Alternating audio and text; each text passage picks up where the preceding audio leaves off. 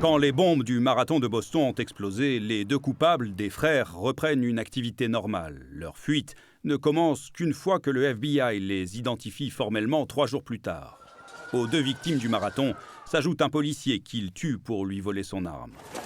Tout se précipite au matin du 19 avril, plus de 80 heures après l'attentat. Nous sommes à Watertown, à moins de 10 km de Boston. Un homme pris en otage par les fugitifs s'est libéré et alerte la police. Une fusillade. L'un des frères meurt, l'autre échappe aux policiers. Blindés, hélicoptères, 9000 agents sur le terrain. Il leur faudra près de 20 heures encore pour arrêter le tueur, blessé et caché dans un bateau. Il attend son exécution depuis sa condamnation à mort en 2020. La traque dans l'ouest du Canada aura duré près d'1 mois à l'été 2019. 2 touristes et un botaniste tomberont sous les balles.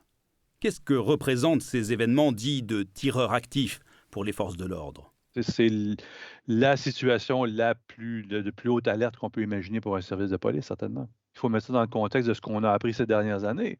La capacité des services de police à bien répondre à ce genre de choses. Et pour cette chasse à l'homme de plusieurs semaines entre la Colombie-Britannique et le Manitoba, l'immensité du territoire a longtemps été à l'avantage des fugitifs.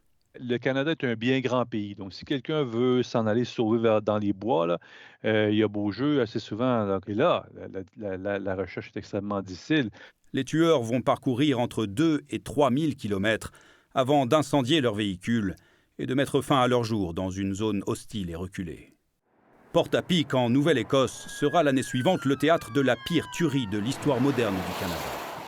Pendant plus de 12 heures, un adepte du survivalisme fera 22 morts, 10 pendant la première heure, les autres au cours de sa cavale qui se déroule en partie au volant d'un véhicule de police. Il sera abattu alors qu'il s'apprêtait à prendre de l'essence. Des agents remplissaient aussi leur véhicule. Un hasard qui renvoie à un problème plus large d'intervention. L'extrême difficulté rencontrée par la GRC, qui était plus ou moins familière avec l'environnement dans lequel le tireur se déplaçait. La connaissance du terrain, un élément crucial pour mettre fin rapidement à une cavale. Ici Mathieu Prost, Radio-Canada, Montréal.